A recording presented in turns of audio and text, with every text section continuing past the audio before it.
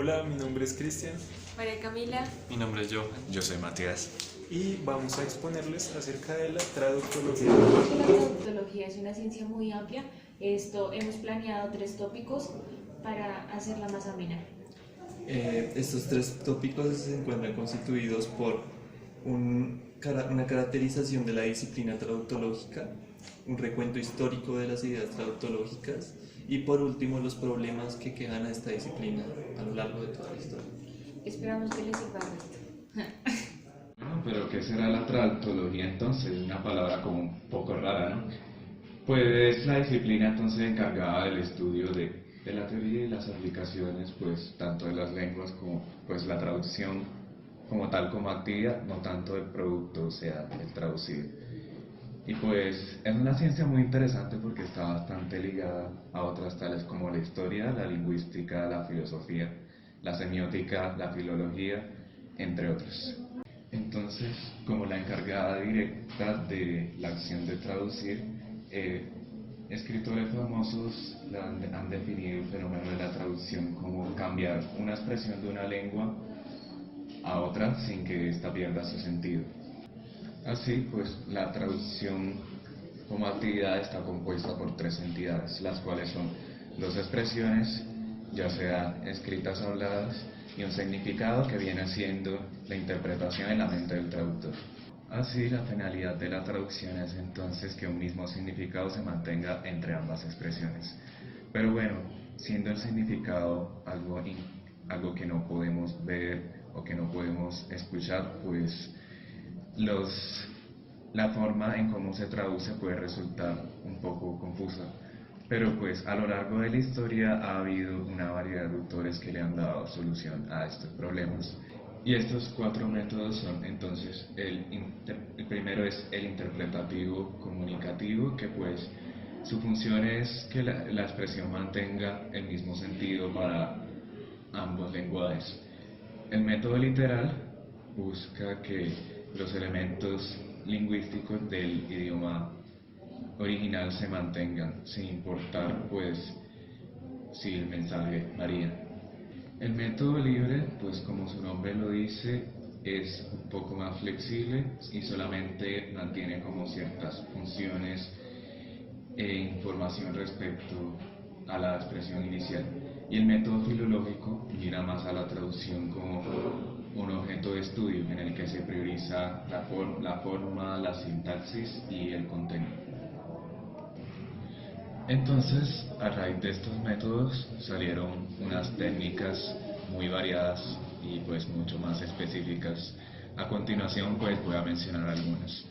La de adaptación pues reemplaza un elemento cultural de una lengua hacia otra, como el caso de el béisbol en el inglés al fútbol en el español.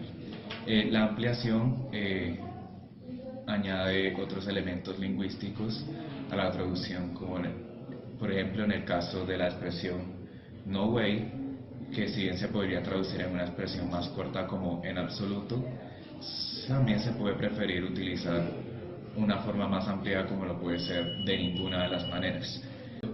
La técnica del calco traduce literalmente la palabra o la frase. Un claro ejemplo es la palabra romance del inglés traducido al español como romance. La técnica de sustitución sustituye elementos lingüísticos por otros paralingüísticos. Por ejemplo, la expresión hello reemplazada por ejemplo, un apretón de manos, que en este caso vendría siendo también para un saludo. El método de variación altera también otros elementos lingüísticos y paralingüísticos, como lo pueden ser el dialecto, la forma de entonación, entre otros. La creación discursiva es un método más creativo, puesto que utiliza una equivalencia fuera del contexto. Un ejemplo es el título de la película Inside Out, cuya traducción al español en Hispanoamérica es Intensamente. Y el método de préstamo, que pues se utiliza directamente una expresión de otra lengua. Por ejemplo, en el caso del español, cuando utilizamos la palabra loy, que claramente proviene del inglés. La primera acepción consignada en el diccionario de la RAE con la que se define a personas que dominan 2 o más lenguas es lenguaraces.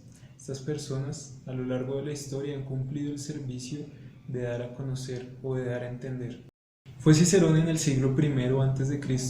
quien creó la dicotomía acerca de si se debe hacer una traducción literalmente o si por el contrario la traducción debe ser un poco más libre. Siguiendo esta línea de tiempo, comenzando en Cicerón, nos encontramos más adelante hacia el siglo IV y V con San Jerónimo de Estridón. Este fue un cura que se dedicó a traducir la Biblia, pero con un método especial, porque él la traducía literalmente palabra por palabra sin invertir ni cambiar su orden. Esto porque decía que el orden de las palabras, incluso en la Biblia, pues con mucho misticismo, guardaba misterio y revelación. Mi compañera Camila tocará el tema más adelante, entonces dejémoslo por ahora hasta ahí. Dando un pequeño salto hasta el siglo XV, nos encontramos con Martín Lutero. Martín Lutero, en un texto que traducido desde el alemán diría algo parecido a una carta abierta para la traducción, para la buena traducción, plantea un hecho novedoso para su tiempo. Esto es el uso de la lengua vulgar y el rechazo a la latinización. Esto, por supuesto, prioriza el polo del destinatario. Como todos sabemos, Lutero lo que quería era darle a conocer al pueblo realmente los textos sagrados como realmente eran y no como los interpretaba la iglesia en ese momento. Una anécdota interesante del trabajo de Lutero es que él visitaba los pueblos y las plazas de mercado cercanas a donde vivía para escuchar el lenguaje coloquial de las personas, para así crear un registro más coloquial en sus traducciones. En el siglo XVII destaca el surgimiento de una corriente francesa que en español se traduciría como las bellas infieles. En esta corriente, de la cual Johan nos hablará un poco mejor más adelante, se puede decir que primaba la estética por encima de la cercanía hacia el texto original. Más adelante, en el siglo XVIII, que se encuentra aún influenciado un poco por las bellas infieles, se ve el renacimiento de nuevas obras que toman a la traducción como objeto de reflexión. Por ejemplo, en Inglaterra encontramos el ensayo Essay of the Principles of Translation de 1791, escrito por Alexander Fraser Tytler. Este reúne 3 principios de la traducción. Dice que la traducción tiene que ofrecer una transcripción completa de la idea original, que el estilo y la forma también deben mantenerse acorde al texto original y que además la traducción ha de mantener la naturalidad de la composición original. Así llegamos al siglo XIX. Este siglo se revela contra las traducciones que seguían el buen gusto y la estética y se manifiesta por un retorno hacia la conservación del sentido y la literalidad. Entonces existían 2 corrientes lingüísticas opuestas, con también posturas lingüístico-filosóficas extremas que han sostenido ya sea la imposibilidad de traducir, o sea que nada puede ser traducido, o la posibilidad absoluta de traducción, o sea que todo puede ser traducido. Lingüísticamente hablando, la primera corriente se fundamenta en la heterogeneidad de las visiones del mundo y la impenetrabilidad de los sistemas gramaticales de 2 lenguas. Ante esto, Roman Jakobson pone sobre la mesa una observación natural y sencilla de que la comparación de las lenguas de larga tradición en el desarrollo de la lingüística histórica y comparada trae consigo la aparición de operaciones de traducción, la paradoja que existe en la traducción queda instaurada. Una teoría de la traducción no puede ignorar las dificultades que pone en evidencia el estructuralismo del siglo XXI acerca de las diversas formas de recortar el mundo dependiendo de cada lengua, pero tampoco puede ignorar el hecho de que la traducción se ha venido usando, o sea, de que la traducción no es posible si de todas formas se la ha venido usando desde siempre. Continuando con el siglo XX, nos encontramos en 1972. Este año marca un hito para la historia de la traductología, pues se hacen 2 encuentros académicos, uno de ellos en Canadá y el otro en Copenhague, Este de Copenhague fue el tercer Congreso Internacional de Lingüística Aplicada, en el que James Holmes presentó su Translation Studies, un clásico dentro de la literatura traductológica. Entonces, de aquí en adelante, lo que viene es puro estudio científico y lingüístico riguroso de la traducción. Con esto nos encontramos un montón de teorías y es realmente donde se consolida la traductología. Y llegados a este punto nos preguntamos qué caracteriza fundamentalmente a la traductología, y es que es un campo de estudio que se ve atravesado por múltiples disciplinas, lo cual hace que los enfoques desde los que se puede apreciar y también las teorías que postula sean muy diversas. Por ejemplo, entre los enfoques encontramos el enfoque lingüístico, el enfoque cultural, enfoque cognitivo, funcionalista, comparativo prescriptivo y también el comparativo descriptivo. Dentro de las teorías podemos ver teorías como la teoría lingüística, la teoría interpretativa, la teoría del scopus, los estudios de traducción y las teorías polisistémicas, y la deconstrucción y la traducción, también el feminismo y la traducción. Entonces, la traductología es un campo de estudio que hasta ahora se está comenzando a conocer. De seguro tiene todavía mucho por investigar y es muy interesante. Los invito completamente a que investiguen un poco más acerca de ello, porque hay mucha tela por cortar y mucho trabajo por hacer. Muchas gracias. Los problemas de la traductología a lo largo de la historia son muy variados. Veamos algunos para comprenderlos un poco. El primer problema es el enfrentamiento entre la teoría y la práctica. Este problema se da principalmente hacia mediados del siglo XX con la constitución de las teorías traductológicas. De hecho, un autor llamado Van Hoff, que trata sobre las teorías traductológicas, dice que este enfrentamiento se da porque las teorías tratan asuntos muy puntuales de la práctica y porque a veces se quedan en aspectos bastante conceptuales. Una de las principales preguntas que se hace a la teoría de la traducción es ¿qué es la traducción? Entonces, uno de los enfrentamientos es porque estos aspectos conceptuales de alguna manera no se ven reflejados inmediatamente sobre la práctica. Sin embargo, muchos teóricos de la traductología sostienen que tanto la práctica como la teoría de la traducción se alimentan entre sí y se nutren de sus avances. Uno de los problemas más antiguos que se ha planteado en la traductología ha sido el de traducible versus intraducible. ¿A qué se refiere esto? Cuando hablamos de textos religiosos aparecen dos cuestiones. La primera es que algunos consideran que la traducción puede ser la forma de perpetuar y transmitir el mensaje de los dioses, y otros consideran que es una total blasfemia, puesto que el lenguaje de los dioses no se puede rebajar al humano. Desde esta perspectiva, ha planteado esta cuestión y ha enfatizado la importancia que han tenido las traducciones religiosas en Europa para la construcción de una historia traductológica completa. Y es que sería desde un texto religioso, desde la traducción de la Biblia, que comenzarían las primeras reflexiones teóricas de lo que es la actividad de traducir. Esto sería San Jerónimo, quien le dedicó 30 años de su vida a traducir la Biblia al latín, y de esa actividad salió su teoría, que es una carta que envía a un discípulo en la que plantea el método que usó y reflexiona acerca de la traducción. Otra de las cosas que dice Nieder acerca de lo traducible versus lo intraducible es que lo que predomina en una traducción es el sentido que se le da. Entonces, él identifica tres aspectos, tres sentidos a lo largo de la práctica de la traducción. El primero es el sentido referencial, el segundo es el sentido lingüístico y por último tenemos el sentido emocional. Otro aspecto clave dentro de lo traducible versus lo intraducible es la caracterización de las lenguas.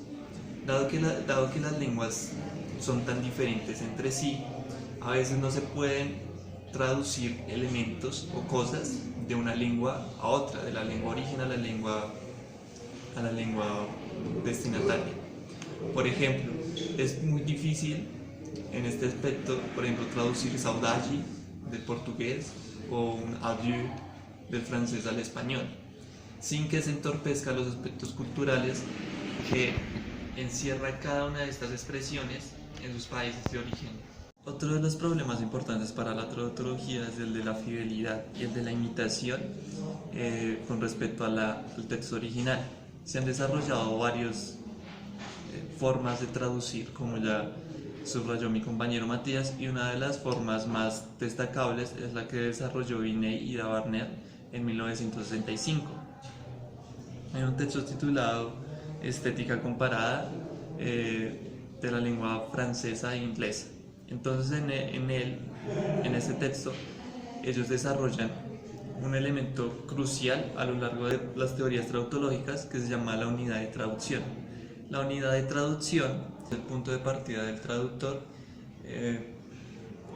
para traducir todo el texto. Este punto de partida pueden ser palabras, grupos de palabras e incluso párrafos ya a nivel mucho más grandes. Esta unidad de traducción es fundamental porque de ella se identifican varios aspectos lingüísticos, como por ejemplo, el primero es el directo y el segundo es el oblicuo. Dentro de los directos se encuentran, por ejemplo, los préstamos, las traducciones literarias y el calcado, como ya habían mencionado antes. También está la equivalencia, la modulación, la transposición y la adaptación. También hay otras unidades que aparecen como respuesta a la unidad de traducción que propone Davernel. Por ejemplo, la unidad funcional, la unidad semiótica y la unidad dialectológica. Entonces, por ejemplo, Larousse propone una unidad que se llama semiotema.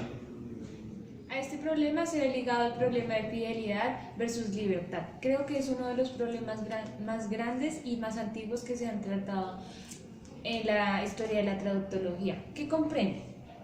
El debate que se da es si a qué debe ser fiel el traductor, a la letra o al espíritu del texto. Esto se trata desde las primeras reflexiones que se hacían acerca de la traductología. Desde la antigua Roma, con Cicerón, se plantea este problema. Él propone el criterio de intérprete, que sería lo que llamamos traductor fiel, y el criterio de orador, que es el traductor libre, y que en sus reflexiones sería el más cercano a convertirse en poeta. A esto de lo que ya hablamos también de San Jerónimo, podemos decir que en su carta también tocó este problema, considerando que ambas traducciones eran válidas, pero respecto a traducciones de libros sagrados, consideraba que la traducción literaria era la más acertada.